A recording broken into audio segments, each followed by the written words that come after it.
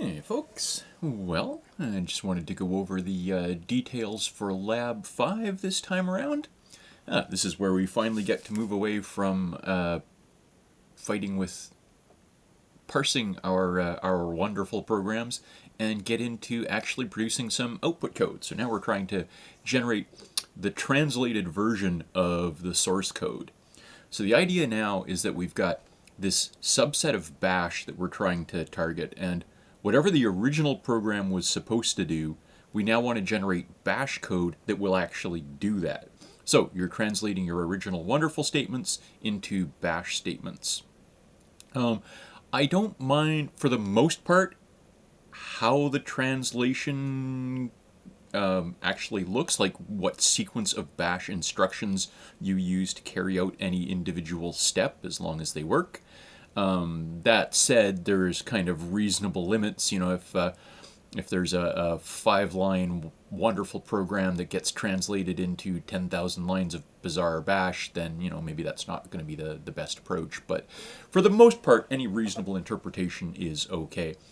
So I'm going to talk a little bit about some of the catches as we go through this, but the general idea is pretty straightforward, right? You've spent a long time now going through what the wonderful source code looks like, and you spent a long time going through and parsing and doing your compile time checks, type checking, and variable definition checking and syntax checking and all that sort of thing for the wonderful code. So you've got a pretty good idea of what the syntax of the incoming code is and how to go through and parse it, right? So you've gone through and you've looked at all of the different features and all of the different things that we've added over the course of the semester for labs 2, 3, and 4. I am going to simplify things a little bit for Lab 5. For Lab 5, you still don't have to generate any code for runtime checking. So it still doesn't have to check for, if an AI character runs out of bounds or something like that.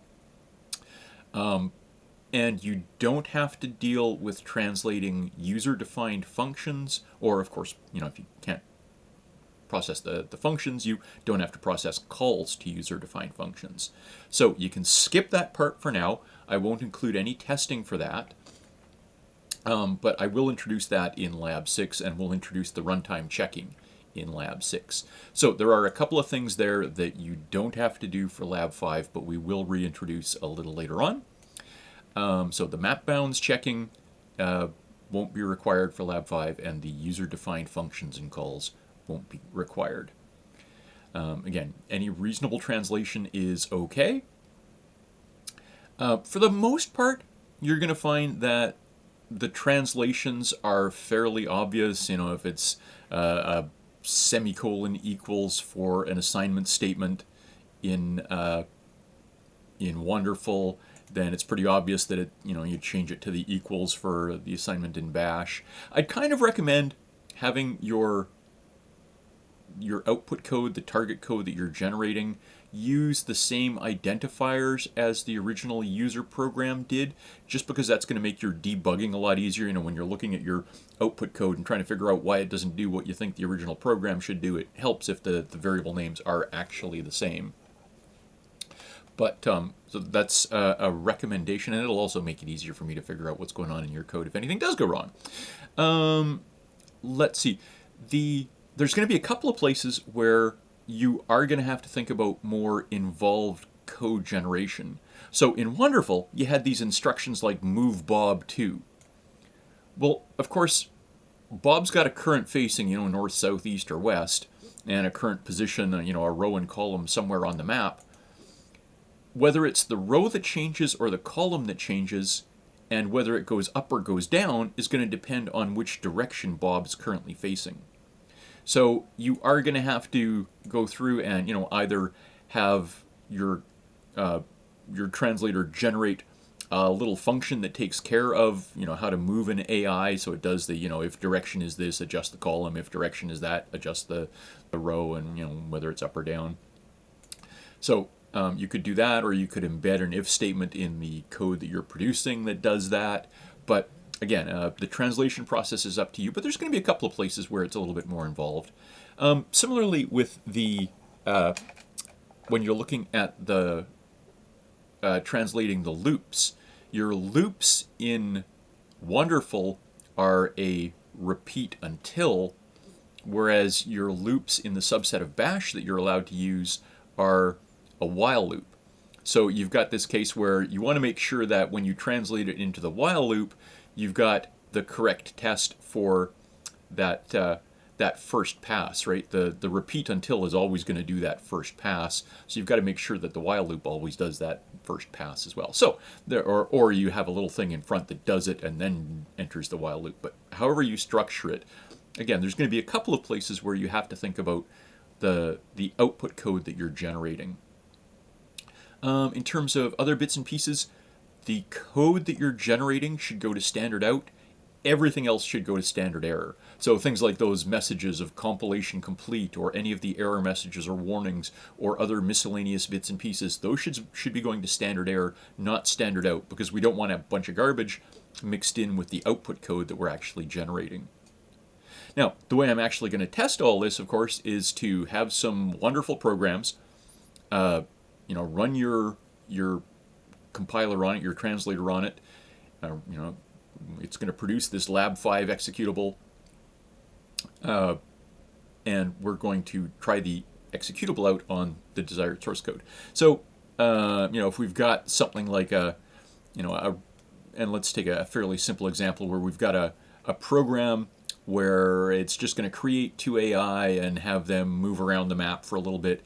And every time they move, it's going to, it might try some turns in there and that sort of thing. And every time they move, it's going to print out, their current information, who they are, where they are, and which direction that they're facing, right? This kind of an idea where we'll have some kind of program that we can execute that displays information as it goes, so that we can test the program out and see if the translation that you're generating actually does the things that we expect this to do.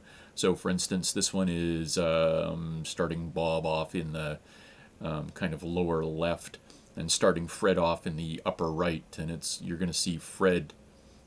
Fred's facing west at the moment. That's probably not a good idea.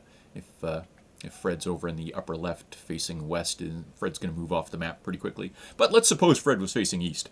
So, so the idea would be we're just going to keep moving Bob and Fred, and at some point we'll turn them and then keep on moving them, and just watch where they go and see if it's printing the correct information for them as they go.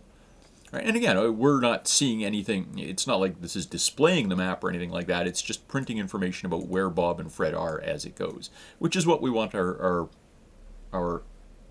generated or translated program to wind up doing. So that's the idea. We're trying to produce the bash. I'm going to run your bash and see if it does what I think it actually should. So there's the plan.